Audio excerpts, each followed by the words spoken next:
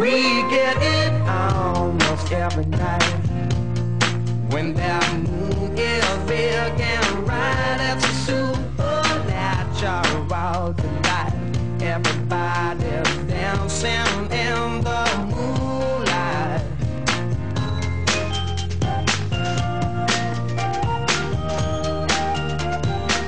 Everybody here is out of sight.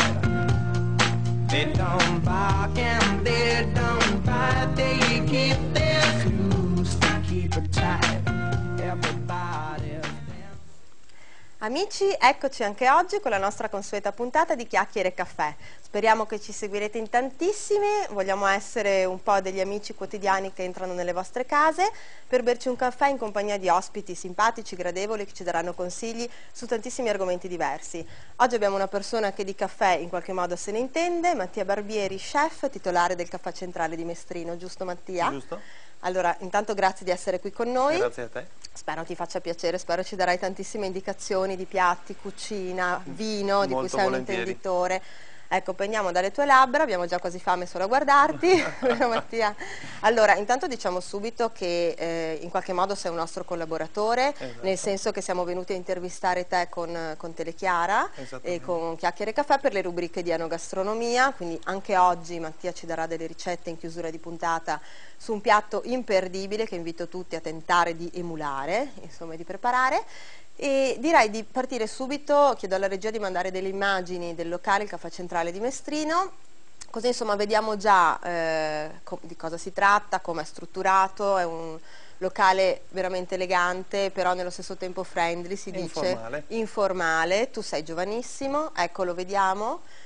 Commentiamo con te le immagini, tu dicevo sei molto giovane, hai solo 29 anni. 29 Oggi. anni. Ah, oggi? Oggi, esattamente. Ah, questa è una carambata, non me l'avevi detto. Allora, Esatto. tanti auguri, va che ti canti la canzoncina, No, tanti assolutamente, va bene auguri. così. No, evitiamo, se no insomma potrei essere arrestata per inquinamento acustico.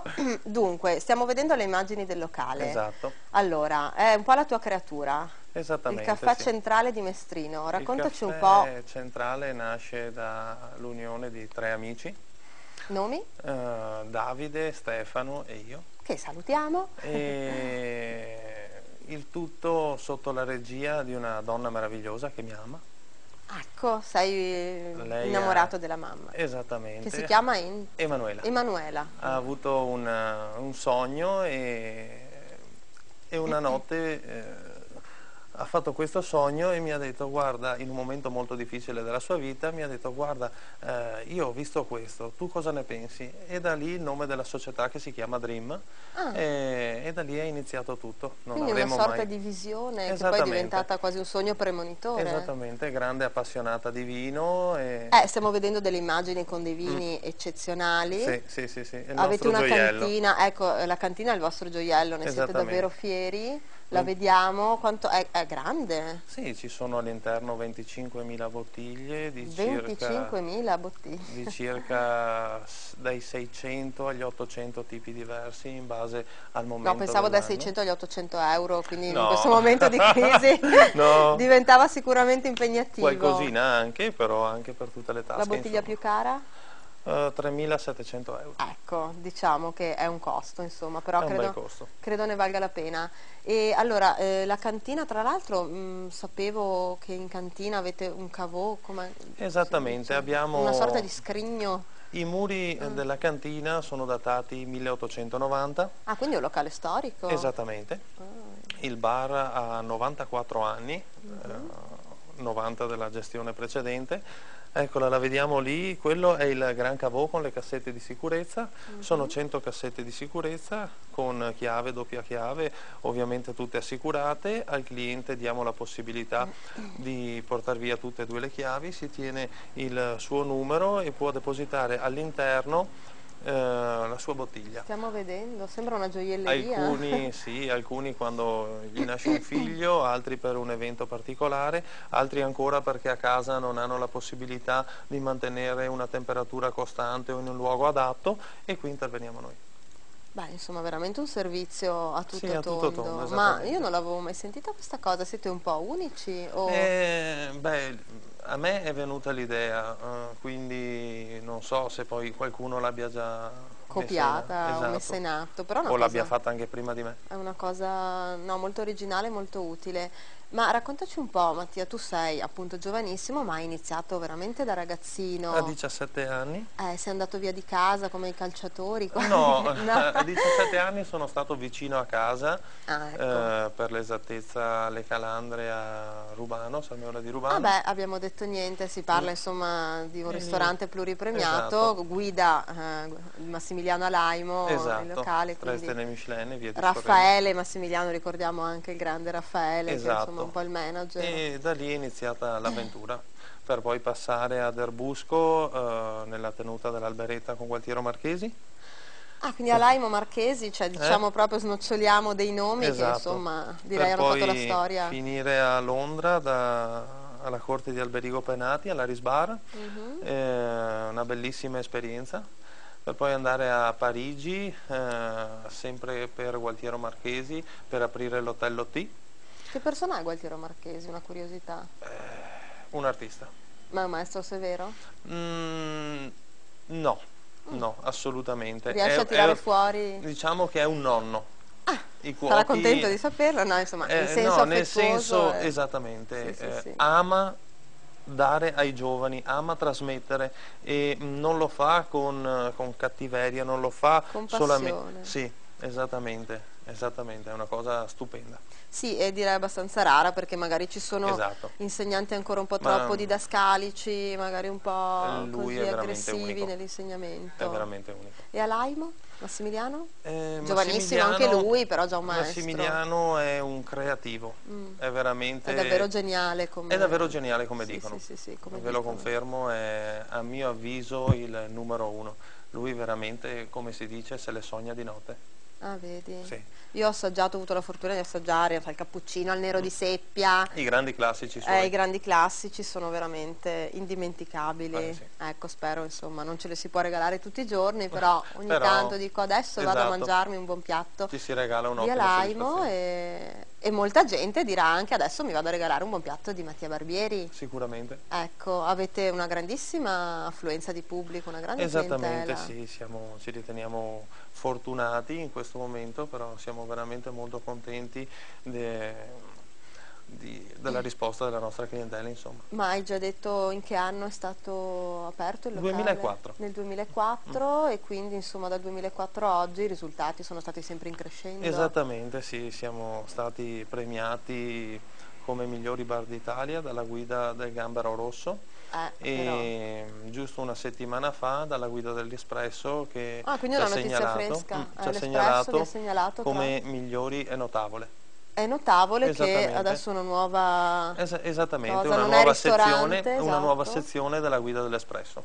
Comunque già l'idea di esserci per un locale come il nostro ci fa un piacere enorme. Sì, sì, ma infatti stai raggiungendo risultati così da giovane. Beh, ma spieghiamo meglio come funziona allora il locale. Avete ristorazione a pranzo, Esattamente. enoteca, pasticceria. Esatto. La mattina aprite La prestissimo mattina perché... apriamo alle 6 Però... e il nostro forte diciamo è il pranzo e i catering che facciamo all'esterno. Il pranzo perché sempre di vecchia scuola Gualtiero Marchesi ogni giorno cambia il menù, il che significa che chi viene per mangiare una cosa il giorno dopo non la trova già più. Il menù è in continua Neanche se la evoluzione, chiede. neanche se la chiede. Proprio Ogni non c'è giorno, scelta, non ti ridò lo stesso piatto neanche se mi paghi. esatto, Così. ogni giorno cambia in base agli acquisti, in base alla frutta, alla verdura fresca che trovo al mercato, in base alla carne che decido quel giorno di preparare, quindi non c'è mai una cosa... Una ripetitività Esattamente. dei sapori, dei gusti, il palato è sempre stupito. Anche Esattamente, lì, ma ogni questo è un giorno. grande sforzo perché preparare ogni giorno e mettere in piedi un menù completo da zero con prodotti tutti i giorni diversi richiede veramente uno sforzo sovrumano, però paga perché la gente è entusiasta, ogni giorno trovano delle novità veramente interessanti e questo diciamo, è il nostro punto di forza. Ma come fate a scegliere i vostri piatti? C'è anche tu te li sogni di notte? In base a ciò che vedo decido. Quindi in base alla materia prima? Esattamente, non sono io che detto il menù, ma è quello che trovo al mercato o quello che c'è di veramente eccezionale in quel momento che mi dice ok.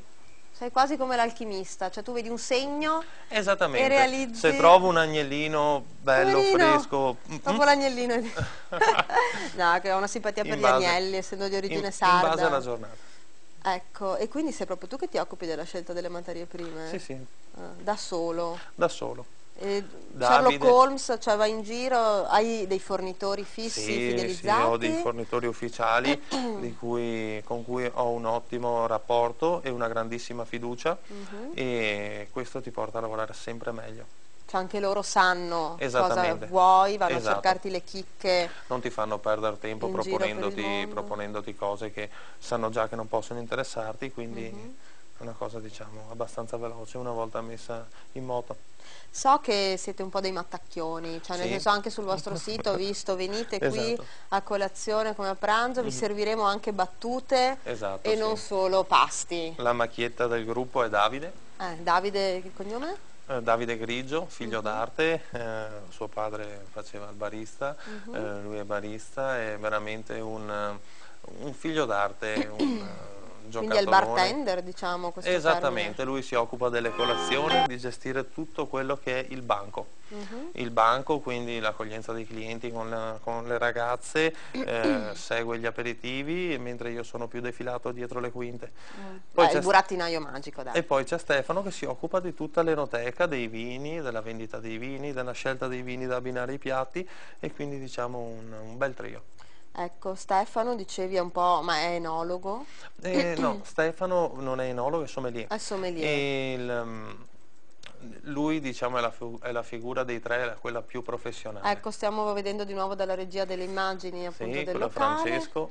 Questo è Stefano. Vedo i volti sorridenti, tutti Lì felici. Stefano sta avvinando i bicchieri. Avvinando, spieghiamo un termine Avvinare, diciamo, no? Allora, nonostante ci siano delle ottime lavastoviglie che possano veramente lavare un bicchiere molto molto bene, noi facciamo questo, diciamo, aggiungiamo questo dettaglio per far sì che mettiamo un goccio di vino in un bicchiere, lo giriamo, lo risciacquiamo e buttiamo via il vino, in modo che qualsiasi particella di brillantante o di detersivo che si sia fermata durante il risciacquo o durante il lavaggio non vada ad intaccare quella che è la percezione del vino che stiamo servendo al cliente. Ah, però, quindi proprio sì, cerchiamo di il farlo. sapore completamente inalterato da qualunque fattore esterno. Viene risciacquato con il vino stesso, buttato via e poi servito all'interno di quel bicchiere. Questo è un ulteriore dettaglio, che sia un vino da Qui stiamo 2 vedendo euro. di nuovo la cantina fantastica. 800 erotte etichette di vino. Dalle 600 alle 800 etichette in base al periodo dell'anno. Da tutto il mondo, in particolare champagne? Esattamente, francesi. qui una piccolo vezzo mio e di Stefano. Guarda che meraviglia, anche i contenitori, il packaging dei vini è veramente fantastico. Abbiamo creato un luogo ideale, climatizzato. Che temperatura c'è in cantina? 18 gradi, dai 16 ai 18 gradi, umidità costante, una luce a freddo, cerchiamo di curare il dettaglio in tutte le sue sfaccettature in modo che al cliente venga offerto un prodotto anche ben conservato.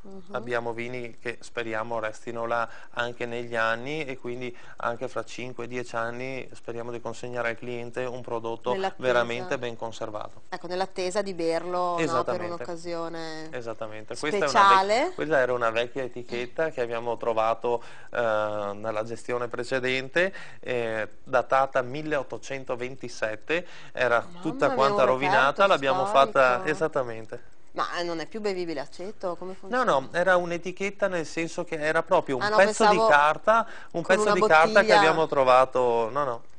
Fantastico. Ma quindi c'era una gestione precedente, avete rilevato? Abbiamo rilevato, un'attività sulla scia del sogno di mamma Emanuela. Esattamente, giusto? Ma voi avete annesso anche una gastronomia? Esattamente, giusto? sì. Rinomata gastronomia Barbieri e anche la macelleria. È partito tutto con nonno Salvatore, che c'era la macelleria che oggi ha la bellezza di 53 anni. Però... 15 anni fa, con l'avvento della mamma, è arrivata anche la gastronomia, proprio annessa alla macelleria, e da lì è iniziato tutto un processo, diciamo, pian pianino, passo dopo passo. Diciamo che la tua strada in qualche modo, non dico che fosse segnata, però ti sei già trovato a crescere in sapori meravigliosi, Esattamente, palato, sì, mi ritengo stuzzicato. molto fortunato. Ah, ecco, cioè non sei stato indotto, ma in qualche modo Esatto. sei cresciuto in questa cultura enogastronomica e l'hai fatta tua, cioè fin da piccolo hai detto voglio fare lo chef. Sì, diciamo O di l'astronauta, i bambini No. vogliono fare l'astronauta, niente. Io volevo comunque stare in mezzo alle cose che mi piacevano. E quindi, Poi che fosse lo chef o che fosse una qualsiasi altra cosa, ma volevo restare in questo mondo. E poi ci sono finito. e quindi a 17 anni hai detto hai iniziato questo tuo A percorso. 17 anni non volevo più andare a scuola, avevo proprio voglia di andare a lavorare. Subito di voglia manifestare la tua creatività. Esattamente. Ma fin da così. piccolo entravi in cucina, Sì, rubavi sì. gli ingredienti a mamma. A 3 anni restavo seduto in macelleria a guardare il babbo col nonno che lavoravano. Sì.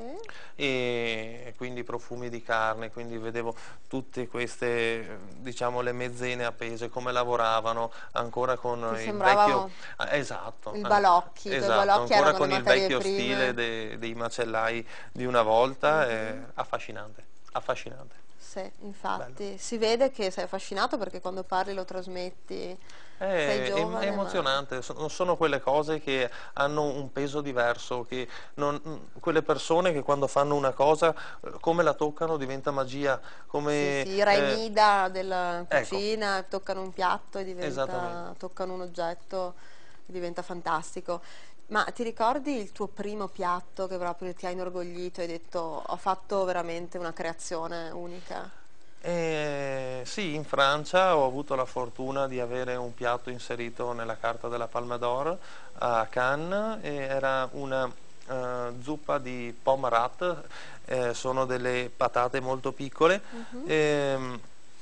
con ostriche e alghe di mare. Mamma Ed mia. era... sì. A ridosso del pranzo credo che anche i nostri telespettatori È un possano avere un moto. bel piatto, e quella è di stata fame. una bellissima soddisfazione. Caspita, Anche ma perché come l'hai pensato? mai un italiano era riuscito ad avere un piatto suo in un ristorante francese di quella Bravo, portata, perché no, quindi, insomma, quindi un titolo era, dai cugini diciamo, d'Oltralpe si sa che insomma non regalano no, nulla assolutamente a no. noi italiani. E lo chef più grande secondo te? Non è un francese. Allora, lo chef più grande, per come la vedo io oggi, come piace a me, è Lionello Cera di Campagnalupia, Ah, ma dai, dell'antica osteria da trattoria da Cera. Ha una cura maniacale della materia prima, ma maniacale nel vero senso. Ma ci avete fatto anche qualche degustazione? Sì, Ho visto ogni sul tanto sito. lavoriamo assieme, più che assieme ci fa un enorme piacere averlo ospite da noi, anche perché ogni evento che organizziamo con lui impariamo moltissime cose, e quindi questo anche lui un vero maestro, perché ai giovani ama insegnare, ama trasmettere quello che è il prodotto. Non è uno di quegli chef o di quelle persone egoiste che no, io i miei segreti me li tengo, è una di quelle persone che trasmette tutto, ma trasmette anche proprio nel senso fisico, ti prende verso il prodotto, guarda lo scampo, osserva, capisci, questo è fresco, viene da Ancona, ti spiega, ti coinvolge completamente, e è bellissimo. Ma tiene anche dei laboratori, Lionello? No, no. Cioè, in che senso un maestro? Come ha fatto a insegnarti? Ha insegnato a te? No, a tutti i giovani che lui ha attorno, trasmette questo, ma lo trasmette con continuità, con passione, e io almeno, come tanti altri, lo percepiamo, percepisci che veramente ti vuole insegnare qualcosa. Non ha paura che tu un giorno diventi più bravo di lui, non ha paura che chissà che cosa, come tantissimi altri chef. E tra gli chef stranieri, Adrià per esempio, cosa pensi? Sopravvalutato, un grande, invece un genio anche lui? Sì, sicuramente è un genio, e non si può dire nulla. Non è Lui si è inventato, se non erro, questa cucina molecolare, no? Sì, Viene esattamente, chiamata così, esattamente. che significa? Lui destruttura i prodotti ecco, la destrutturazione del esattamente piatto. per Sì, avevo letto presentarli qualcosa. sotto altre forme. Ma tu ami questo tipo No, di cucina un po' assolutamente. elaborata? No. Vedo No. Ho letto insomma sul vostro sito che preferite una cucina tante più cose, semplice, con dei esatto, sapori più genuini, sì, meno tante cose simpatiche, elaborata. tante cosine molto carine da poter fare in cucina, tanti giochi a me piacciono, ma a quel livello lì non è la mia cucina. Non ti ci identifichi? No. Ecco. D'altronde squadra vincente non si cambia, cioè avete ormai Esatto. una clientela felicissima, Esatto, sì. vedete la soddisfazione così di amici, clienti e Esattamente. tutto, quindi volete proseguire su questa strada. E qual è il tuo piatto preferito? Hai un piatto proprio che tu dici Mattia Barbieri, amo questo piatto, è mio, non Il toccate? piatto che più di tutti la nostra clientela ci riconosce, chiede assiduamente e riscuote un successo enorme è la tartare di manzo. Che si prepara come?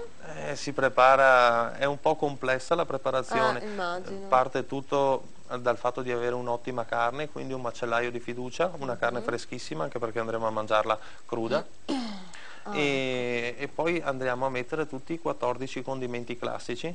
Scusa, non vorrei fare una domanda un po' strana, ma il macellaio di fiducia sarà... Il macellaio di fiducia in questo caso è mio padre. È tuo padre? Ecco. Esatto. No, ho detto, chiedo comunque, non si sa dico mai. per però... gli spettatori a casa, Sì. l'importante prima di preparare questo tipo di piatto Certo. è avere veramente un macellaio di fiducia. Certo, quindi la materia prima è fondamentale. Esattamente. Non deve essere facile comunque neanche la preparazione in sé del La piatto. preparazione non è facile ma neanche impossibile, quindi seguendo qualche accortezza ci si può riuscire tranquillamente. L'importante resta, come in tutte le cose, la freschezza della materia prima. Certo. Insomma, ti sei tolto già tantissime soddisfazioni, hai ricevuto menzioni, premi, i tuoi clienti ti adorano. Cosa ti manca ancora a livello professionale? Cosa sogni di raggiungere? Magari tra qualche anno un ristorante vero e proprio. Ah, quindi c'è questo obiettivo. Sì, le cose alle volte capitano, quando io non cerco mai di forzare che accadano, aspetto il momento giusto e poi di Guardi solito... i segnali, dicevamo. Esattamente. E hai già un'idea di come lo vorresti impostare? Sarebbe un po' sullo stile del caffè centrale? No, sarebbe un'altra cosa. Ah, e cosa? Dai, dacci qualche anticipazione, non essere scaramantico. Mi piacerebbe molto qualcosa in campagna di rustico, molto curato, molto curato. Quindi le campagne speriamo limitrofe, che non dobbiamo Esatto, venire a no, trovarti a assolutamente sì, Canicattì, no? campagne limitrofe. Ecco, ma hai già visto qualche edificio? No, non ancora. Ah, ecco, quindi una cosa proprio Sì, una cosa proprio all'inizio. in anteprima. Senti, dicevamo, hai bruciato le tappe comunque perché sei giovanissima, hai 29 anni e lo diciamo per le nostre telespettatrici che si devono mettere l'anima in pace, sei anche già sposato. Esattamente, sì. Ecco, così perché giustamente hai detto ho iniziato a 17 anni, sono cresciuto in fretta e quindi ho deciso anche di sposarmi, non hai ancora bambini? In dolce attesa. Ah, ma è la puntata delle notizie, prima, giuro non lo sapevo, non mi hanno messo. Quindi è il tuo compleanno oggi Esatto. e la tua dolce metà è pure in dolce attesa. Esattamente. Beh, insomma, congratulazioni, sai, veramente si vede che infatti emani una serenità, questa faccia paciosa, si può dire, veramente tranquillo, beato, un ragazzo di successo, veramente, i tuoi genitori possono essere contenti. Penso proprio di sì. Senti Mattia, ma lo sai che oggi lanciamo in chiusura di puntata una delle rubriche che abbiamo girato con te? E lo dico in anteprima, le seppie, se non sbaglio, con i fagioli. Esatto, i fagioli Ecco. cannellini con la cipolla di Tropea, i pomodorini. Mamma mia, che bontà. E dopo abbiamo girato anche altre rubriche, insomma, ma sei Sì. contento di questa collaborazione in Sì, qualche modo con contentissimo, noi? veramente. Ma con i giornalisti che rapporto hai? Insomma, ti stanno dando delle belle soddisfazioni? Sì, quello che mi piace di più è che fortunatamente fino ad oggi non sono mai stati invadenti, è tutto arrivato così, piovuto dal cielo, quindi è stato veramente un bel rapporto perché, diciamo, tra virgolette, non c'è mai stato. Quindi è arrivato tutto così Inaspettatamente, spontaneo. quindi spontaneo, non Esatto. sei andato a cercarli, venite No, a prenderli per il colletto, parlate bene di me, è stato tutto... Tanti non lo sapevamo neanche. Ma hai ricevuto qualche critica, qualcosa che dici non mi ci riconosco? Mi ricordo una volta che sono andato al tavolo, mi avevano fatto chiamare e mi hanno mosso, un signore che fa giornalista gastronomico mi ha mosso una critica su un piatto che aveva mangiato ed era lì al tavolo, però sempre con garbo, sempre con molta educazione. Ma era un'osservazione oppure no, proprio... era una semplicissima osservazione, ecco, però mirata, ben fatta e da una persona soprattutto competente. che competente e sapeva quello che stava dicendo. Ecco, quindi l'hai fatta tu, l'hai accettata? Sì, anche perché io sono dell'idea che c'è da imparare tutti i giorni. Certo. Non penso di essere il migliore, non penso di essere arrivato, quindi qualsiasi cosa detta con modo, in maniera intelligente da una persona competente mi fa solo che piacere averne. Perché hai anche l'approccio di quella sana umiltà che ti fa mettere in discussione, giustamente. Ah beh sì, tutti i giorni. Diciamo che è il punto di forza e forse anche quello vincente. Il piatto che sogni, che avresti sognato di inventare tu, di qualche grande chef? Ce l'hai? Il raviolo aperto di Gualtiero Marchesi. È un piatto il raviolo aperto? Sì, non l'avevo mai sentito. Il raviolo aperto è una cosa talmente semplice, talmente banale, ma estrema, di una genialità della unica. certo. E lui aveva ed ha ancora questo potere, come il risotto con la foglia d'oro, dei dettagli che tutti potevano arrivarci, ma nessuno ci è arrivato. Esatto, sono quelle scoperte di qualcosa che apparentemente e questo sembra banale. era l'espressione, insomma, della sua cucina geniale, quello che tutti avevano sotto gli occhi ma che lui è arrivato prima a fare.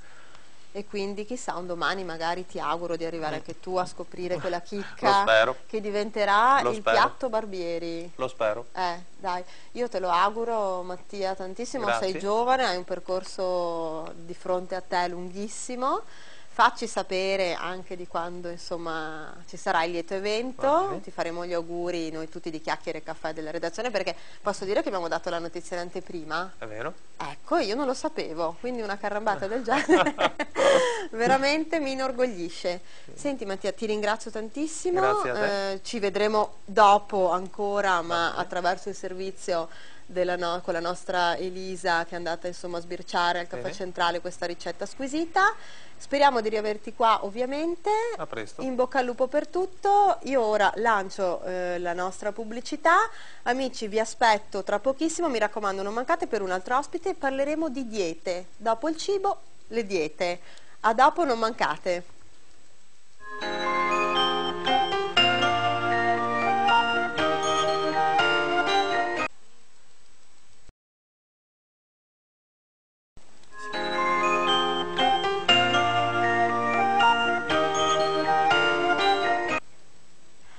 Eccoci amici, bentornati in studio dopo la pausa pubblicitaria.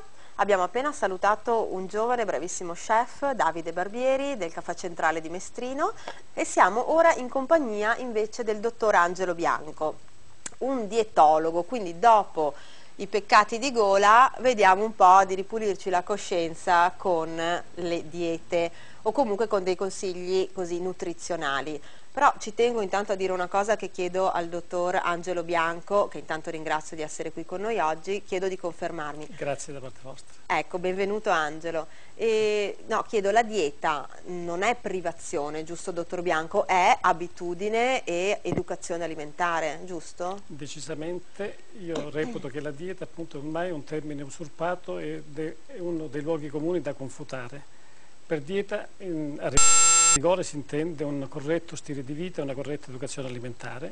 Purtroppo sovente ormai quando parlo di dietologo mi vedono quasi come un fumo negli occhi, no, e quindi qualcuno mi dice... Ti senti un pochino bisfrattato? Sì, nel senso che magari l'atteggiamento ormai che si ha nella dieta è falsato dal fatto che probabilmente c'è un valore, o meglio una considerazione di un valore eccessivo da parte della magrezza, per cui statisticamente si riscontra che effettivamente molti allenano alla magrezza convinti che magari appunto raggiungendo la magrezza poi hanno magari maggiori successi in ambito sia sociale, sia lavorativo, sia affettivo, e la discrepanza però va di pari passo con l'incremento del sovrappeso e dell'obesità, per cui evidentemente è come se ci fosse quasi una specie di difficoltà drastica a raggiungere l'obiettivo, che poi porta appunto a mollare, porta alle frustrazioni. Invece il recupero dei sapori, come abbiamo visto nella puntata precedente, il contesto di una buona convivialità fa sì che la dieta stessa abbia dei connotati positivi e nello stesso tempo ovviamente si ponga in maniera abbastanza interessante a riguardo. E Beh, intanto grazie per questi primi consigli, ovviamente, e annotazioni da buon dietologo. E dottor Bianco, lei è, dicevamo, vedevo qui, specialista in nefrologia, Sì. specialista in dietologia, agopuntore, esperto in medicine naturali, ma insomma tantissime cose. Vogliamo un pochino approfondire anche per i nostri telespettatori? Intanto diciamo lavora nella zona termale, giusto? Sì. È anche consulente dietologo presso la casa di cura di Abano Terme e direttore di strutture termali Beauty Pharma ad Abano. Esatto. Quindi insomma una preparazione a 360 gradi, andiamo un po' a ripercorrerla insieme. A ritroso, sì, volentieri. Nell'ambito della dieta, soprattutto, io mi sono reso conto che indubbiamente la fretta è letale e che non esistono rimedi ovviamente importanti, tant'è che a tuttora una rivisitazione di una rivista scientifica rigorosa, il New England, ha portato alla conclusione che comunque alla lunga quasi tutte le diete sono fallimentari. Pur privilegiando la cosiddetta dieta mediterranea, che è più un protocollo di tipo teorico, pur rivisitando la qualità di certi cibi di tipo mediterraneo, alla lunga evidentemente il contesto della dieta comunque comporta delle difficoltà ad avere un successo duraturo nel tempo. E allora mi sono reso conto proprio dalle mie iniziali inesperienze, dai miei notevoli insuccessi iniziali, che indubbiamente se la dieta viene concepita soltanto come un modello teorico ipocalorico, che sia iperproteica, che sia appunto del minestrone, che sia del fantino, comunque con nomi poi ovviamente sì, così poi andremo tipo, magari a parlarne meglio. E non aiutava se non si allenava prima il cervello a modificare lo stile di vita e il comportamento a riguardo, per cui ho approcciato poi le discipline alternative complementari come la medicina ayurveda, come l'agopuntura, come la floriterapia, proprio per suggellare questo tipo di alleanze, questo patto, e per rafforzare appunto l'adesione tenace e drastica alla dieta. Ecco, ma dottor Bianco, ha visto un miglioramento magari nell'approccio col paziente, anche a livello psicologico, nell'utilizzo di queste medicine alternative, insomma, chiamiamole, giusto? Personalmente ho notato un deciso miglioramento a livello professionale da quando ho cercato di mettermi in discussione, da quando ho posto in essere che indubbiamente non conveniva essere extrapunitivi, ovvero non sostenere tanto il soggetto è labile come forza di volontà e non ce la fa, ma capire come creare meccanismi di alleanza appunto terapeutiche e di verificare come potevo io sostenere un percorso duraturo nel tempo. E quindi in questo senso ho preferito appunto venire incontro a esigenze individuali, a contesti di lavoro, di attività appunto in cui negoziavo la stessa dieta, ponevo dei compromessi e ne verificavo anche la fattibilità nei vari contesti, nei vari percorsi, e di volta in volta, a seconda delle esigenze individuali, chiaramente mi aiutavo con un approccio, come dicevo prima, floriterapico, fiori di Bach, fiori australiani, oppure nei confronti magari di soggetti che avevano veramente una fame di tipo compulsivo, quasi simil bulimico, con l'agopuntura, con terapie appunto cosiddette complementari. In casi estremi ho utilizzato anche il rimedio drastico farmacologico, che ovviamente, proprio perché è farmacologico, però è gravato di più effetti collaterali. Ecco, ma la componente psicologica, diciamo, in queste fami, diciamo così, di questi pazienti è determinante, insomma, nel successo o nell'insuccesso di una dieta, sì, giusto, dottor Bianco? È determinante soprattutto la motivazione. Quando la motivazione è soltanto finalizzata a cercare di avere un risultato di tipo effimero, oppure per accontentare il mondo esterno e non per stare bene con se stessi, sicuramente lì si pongono già le premesse per un insuccesso, per cui fondamentalmente io ho notato che deve sempre comunque accrescere l'autostima del soggetto nei confronti non soltanto della dieta, ma di un contesto mentale globale, laddove appunto in discussione non è l'apparire, ma è soltanto il voler star bene, quindi chiaramente con uno stile di vita sano, con un giusto e adeguato ritmo nell'ambito del sonno, con un'attività fisica che non deve essere finalizzata a calare di peso, ma qualcosa anche di piacevole, quindi duratura nel tempo.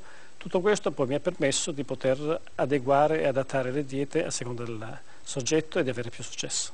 Beh, insomma, intanto con un nome come il suo, dottor Angelo Bianco, voglio dire, la gente, un nome celestiale, la gente dovrebbe perlomeno sentirsi in buone mani sicure. Penso che lei debba essere anche un buono psicologo per capire di quale dieta ha bisogno il paziente. Però ci tengo a ribadire che appunto magari di non fidarsi proprio dell'atteggiamento serafico che magari il nome esprime, in quanto non si riconosce in questa. Lei emana una pacatezza, insomma, invece no. O meglio, ci confessi. No, come dicevo, sono il primo a mettersi in discussione, quindi a capire laddove sbaglio nel non allenare il cervello. Però una volta che poi abbiamo negoziato, stipulato proprio a mo' di atto notarile la dieta, diventa severo e drastico, nel senso che comunque occorre che nei miei confronti... Non picchia però i pazienti, no, diciamo assolutamente no, però ribadisco che comunque ci si può vedere in maniera diversa e non professionale, quindi in questo senso... No, ma è giusto la credibilità, insomma lei è un medico assolutamente stimato, conosciuto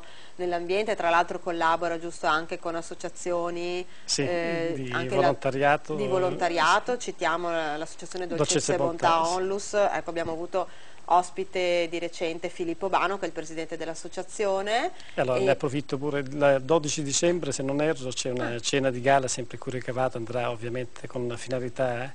Giusto, e lì ricordiamolo. Supervisiono la dieta che sarà sicuramente gradevole da gourmet e moderatamente ipocalorica. Ecco, quindi lei in quel caso, dottor Bianco, ha dato molti consigli nutrizionali anche per quanto riguarda il gelato, per esempio, giusto? Sì. Il cioccolato. Ma come dicevo prima, sono convinto che la dieta non deve essere restrizione, non deve essere privazione, ma deve essere comunque un complemento anche alla voglia, non dico epicurea, ma comunque ludica, piacevole della vita, per cui a seconda dei casi io non nego niente, sono sempre convinto che quasi in tutti i casi, nelle giuste dosi tutto è permesso e quindi ovviamente non sto a valorizzare l'effetto resveratrolo del vino, a consigliare il vino, chi astemio rimanga, però nei confronti dei soggetti adulti che gradiscono, appunto prediligono un po' l'assaporare il vino ai pasti principali, anche il mezzo bicchiere di vino è compatibile con la dieta. Lo stesso discorso vale per il gelato, anzi molte volte, soprattutto adesso che sto approcciando per lo più le diete di tipo preventivo, con i ragazzi il gelato è un buon compromesso proprio per permettere poi di negoziare meglio in maniera definitiva la dieta. Ma sì, perché io denuncio di essere una grandissima buongustaia, quindi cerco di stare attenta, però ogni tanto poi bisogna concedersi, no? Il gelatino, il dolcetto, se no mi confermi cosa succede? Che dopo uno diventa nervoso e fa peggio, giusto? Non soltanto giusto, ma addirittura io ho verificato proprio nell'ambito della mia casistica, che comunque poi è sovrapponibile a quella a livello nazionale e internazionale, che l'adesione alla dieta è tanto più determinata, tanto più feroce quanto più prevede la trasgressione. Quindi fondamentalmente, ovvio che però come tutto la trasgressione non deve essere una sempre, ma deve essere sempre contingentata, confinata e contestualizzata. Se no, dopo aveva ragione Oscar Wilde quando diceva posso resistere a tutto tranne che alle tentazioni, giusto? E allora se uno si priva sistematicamente del gelato, della tortina, dell'anatra all'arancia, di tutto, e dopo diventa forse compulsivo il fatto di desiderarli di Sono più, convinto. No? L'unico discorso è sempre, come dicevamo prima, l'equilibrio, la moderazione e la varietà, per cui è chiaro che il gelato va bene, però in un contesto di una dieta ipocalorica non andrebbe proprio bene se gestito dopo una cena luculliana, quindi in questo senso ovviamente vanno fatti i giusti dosaggi. Oppure alla frutta sembra insomma che in qualche modo sia più leggero, ci ripulisca la coscienza. Io lo prendo sempre alle creme e posso dire che insomma ignoro magari. Decisamente però chi fa equitazione, chi fa attività fisica non ha bisogno. Il dottor Bianco sa, perché gliel'ho detto prima, che io sono una grande appassionata di equitazione, quindi cerco, il mio povero cavallo quando mi vede trema perché insomma mangio parecchio, però grazie a lui cerco di bruciare poi i grassi. Ecco, quindi l'importanza, a parte la battuta scherzosa, di un'attività fisica ovviamente unita, no, alla dieta quotidiana. Sì, io penso che appunto nell'ambito dello stile di vita occorre poi che il soggetto sia fondamentalmente equilibrato, per cui come ribadivo prima non ha senso esaltare la magrezza fino a se stessa, perché uno può essere magro però fumarsi 40 sigarette al giorno, soffrire di insonnia, prendere eccitanti e non stare bene, così come magari a una certa età l'anziano che pesa 3-4 kg in più può avere la sua cambusa che lo difende anche da problematiche mediche che possono subentrare con gli anni. E allora a maggior ragione è chiaro che lo stile di vita significa anche recuperare sia i sapori, recuperare le cosiddette endorfine che ti danno una serenità interiore, le adoro. e quelle ovviamente sono anche sport dipendente. È ovvio che qualche volta mi si formula la domanda: ma qual è lo sport maggiormente finalizzato al calo di peso? È un errore rispondere a riguardo, perché ovviamente lo sport va visto in maniera serena, equilibrata, però duratura nel tempo. Per cui è ovvio che se io sono a Gallipoli mi è difficile pensare allo sport sci da suggerimento. Se sono a Trento magari potrebbe essere molto più facile da approcciare. È sempre il buon senso, no? Credo, nelle cose, no? Il buon senso che alla fine premia comunque. Sì, il buon senso è anche la voglia di divertirsi, quindi molte volte appunto il soggetto non deve fare, come dicevo prima, sport per calare di peso, non deve fare la colazione abbondante per non cenare la cena in maniera abbondante, ma deve appunto puntare a un contesto di serenità interiore. Ma come mai il dottor Angelo Bianco ha voluto fare il dietologo? Fin da piccolo magari vedeva delle persone grasse e diceva no, io voglio migliorarle, aveva la missione al miglioramento delle persone sovrappeso. Com'è nata questa sua scelta professionale? E l'approccio è stato più che altro casuale, nel senso che io provengo da studi classici e quindi medicina l'ho scelta più per una forma di accontentare quasi i genitori che non come vocazione personale. Spesso capita, insomma, ai giovani. Poi però, appunto, avendo coltivato la prima specializzazione in nefrologia e dialisi, ho capito quanto era importante anche l'approccio preventivo dietetico nei confronti delle malattie. Ad esempio, adesso così cito en passant, il diabete sta diventando veramente, con l'obesità, l'epidemia del secolo, e mi rendo conto personalmente di dare un messaggio che potrebbe essere visto in maniera abbastanza fatalista, però vi assicuro sul serio che far calare di peso un soggetto obeso è di una difficoltà estrema, soprattutto quando poi le richieste sono superiori rispetto alla capacità metabolica individuale, per cui l'unica arma che abbiamo è quella di tipo preventivo. E proprio per questo aspetto poi ho coltivato un po' di esperienza in India con la medicina ayurvedica, e quindi fondamentalmente gli studi di tipo filologico classico li ho un po' convertiti nell'ambito dell'approccio filosofico dietologico. Scusi, dottor Bianco, una domanda da profana, ma se se un paziente è già obeso, in quel caso come si fa a fare prevenzione? Sì. Cioè bisogna lavorare su un dato di fatto purtroppo problematico. Certo, no, non intendevo dire che bisogna abbandonare chiaramente senza lottare i soggetti sovrappeso o obesi.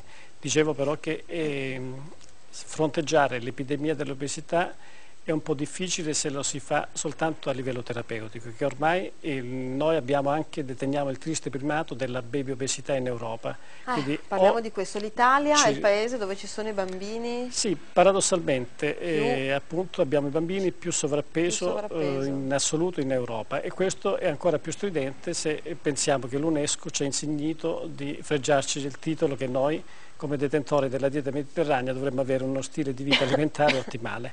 Questo significa che evidentemente c'è una difficoltà, una discrepanza tra quelli che sono i suggerimenti di tipo teorico a quella che poi è la realtà pratica, per cui indubbiamente io mi rendo conto, tra mia moglie che vive in Veneto con me e mia sorella che vive in Puglia, lei la pugliese, differenza, giusto, io sono di origine pugliese. Salutiamo la Puglia, grazie. Anche mia nonna era pugliese.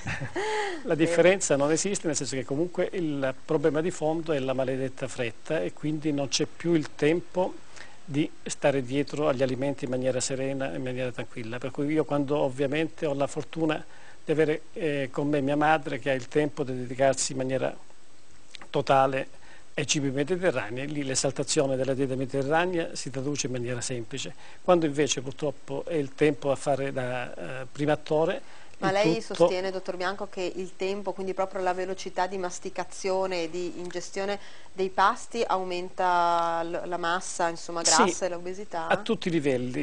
Io rammento già nell'ambito delle scuole elementari si diceva ovviamente che la prima digestio fit in ore, no? Quindi la digestione si verifica per lo più in bocca, e ovviamente però per verificarsi in maniera ottimale occorre che la masticazione sia congrua. Quindi non voglio adesso esaltare gli atti masticatori indiani o ayurvedici che sono eccessivi, però comunque approcciarsi ad assaporare. Gli indiani sono tutti magri, mi danno quasi fastidio a vederli, nel senso che li invidio.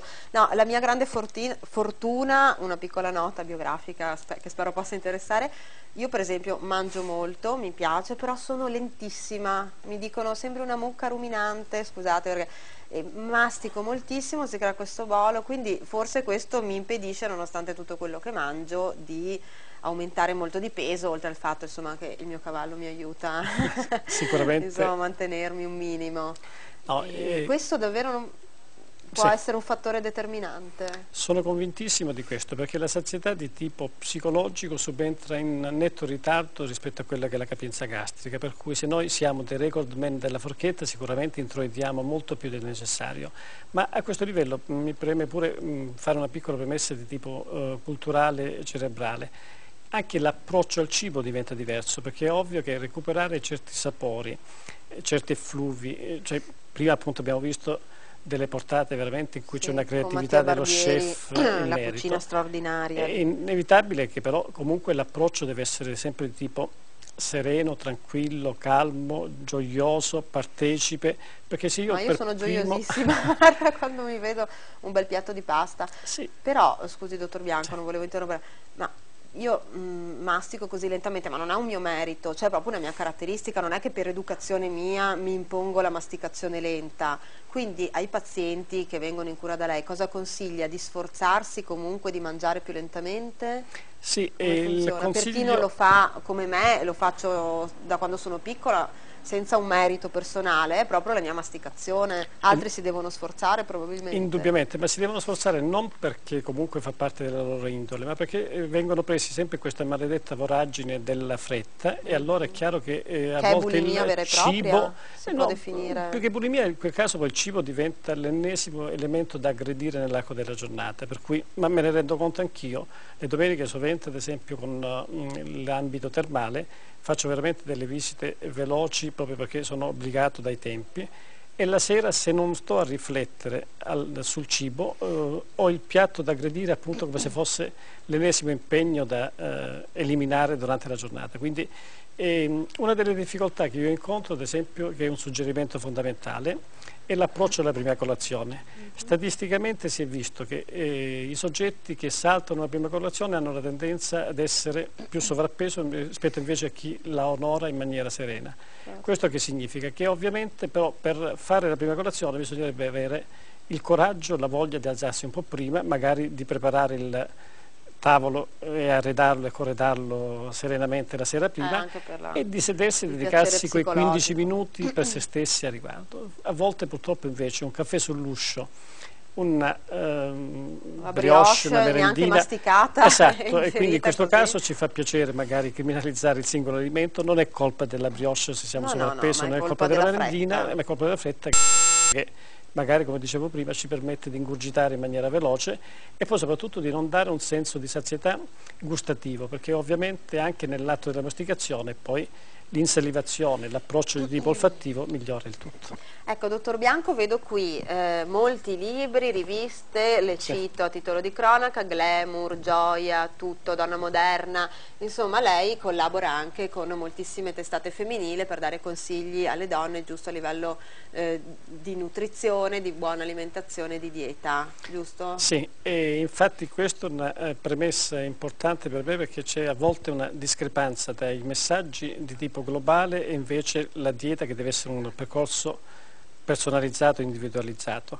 A volte il vero problema non è divulgare la notizia ma far sì che il soggetto la faccia propria, la interiorizzi. Ecco, è stato ospite spesso anche su Rete 4, sì. Se non sbaglio la trasmissione del dottor Trecca, Vivere Meglio. Eccolo sì. Lì. E inoltre, visto che siamo in chiusura, mi fa piacere ricordarlo, ha anche curato il dottor Bianco la seconda edizione, giusto, della guida Mamma e Bimbi. Sì. Con anche qua consigli. Qual è il consiglio che insomma vuole dare di più a una mamma e al bambino? Appunto, il vero consiglio è proprio questo, di provare ogni tanto a non dare sempre colpa agli altri, per cui indubbiamente la nostra società ci obbliga ad andare sempre di corsa, però troppo comodo, ma chiaramente qui non voglio colpevolizzare la mamma, parlo del nucleo familiare ad ampio raggio, troppo comodo dire è colpa della merendina, è colpa della TV. Fermo restando che sicuramente la TV a volte ha velleità di tipo commerciale, velleità e anche certezze di tipo commerciale, quindi deve veicolare un messaggio promozionale che non deve essere necessariamente educativo, però se io come genitore per primo non do l'esempio di quanto è importante la prima colazione, se io per primo appunto non faccio capire quanto è importante l'apporto di frutta e verdura, Io ad esempio ho già difficoltà perché nessuno è profeta in patria, quindi insomma per quanto sia un ottimo esempio, i miei figli non amano certo i broccoli e i cavolfiori, pur io dipingendoli in maniera ottimale. Quindi già dare l'esempio rischia di comunque non sempre veicolare un messaggio iniziale, però comunque un piccolo input, un incentivo. Dottor Bianco, grazie, il tempo purtroppo tiranno, stare qua altre 2 ore a parlare di cibo e alimentazione con lei. Ricordo Guida Mamma e Bimbi, Essere Genitori a Vicenza e Provincia, curata dal dottor Angelo Bianco. Dottor Bianco, spero ovviamente di averla ancora come nostro ospite consulente anche in trasmissione a livello di nutrizione e alimentazione. E amici, ora torniamo ai peccati di gola, dopo aver un attimo sentito questi consigli alimentari. Ci guardiamo una ricetta squisita, seppie e fagioli, sempre del nostro chef Mattia Barbieri. Guardiamoci il servizio, vi aspetto domani sempre alle 11, mi raccomando non mancate altri ospiti, altri caffè, altre ricette. Ciao, a domani.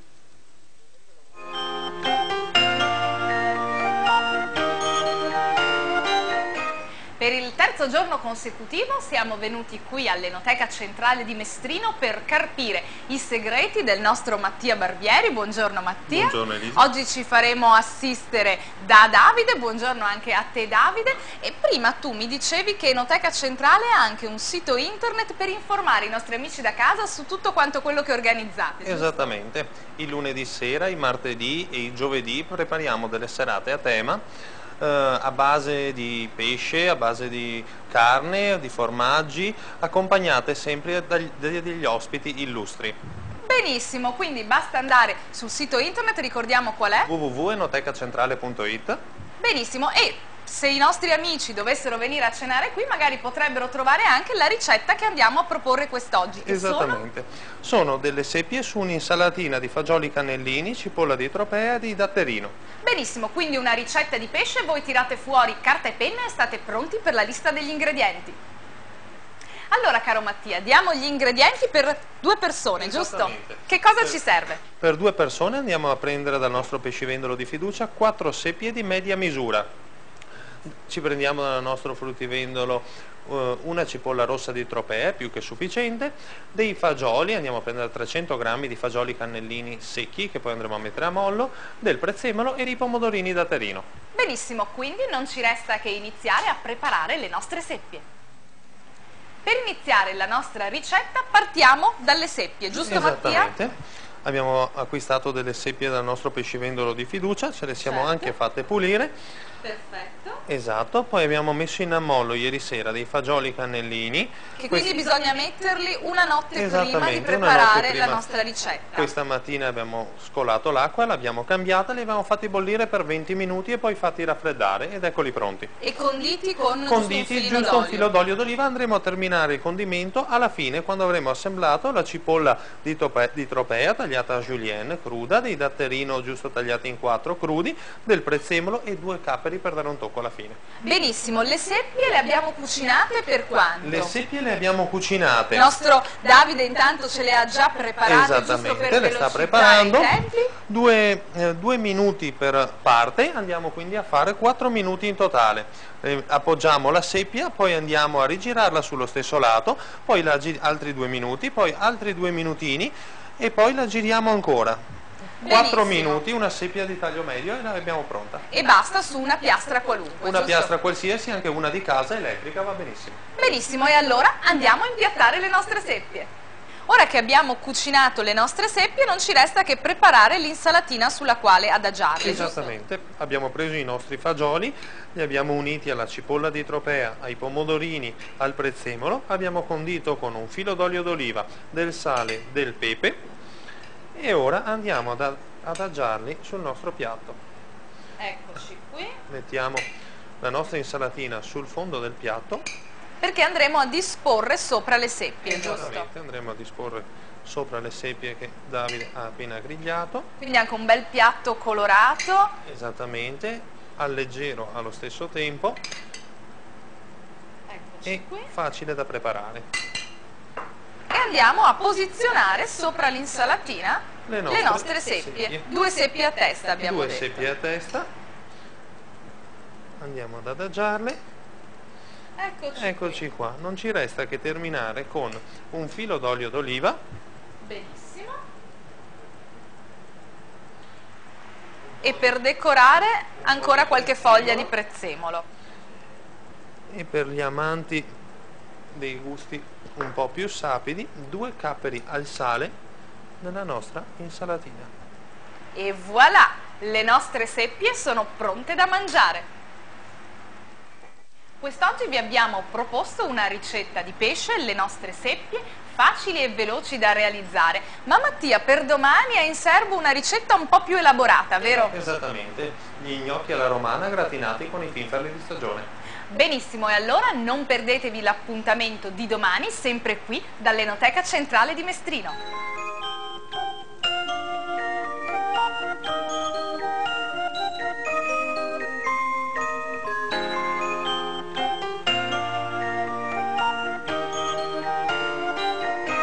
We get in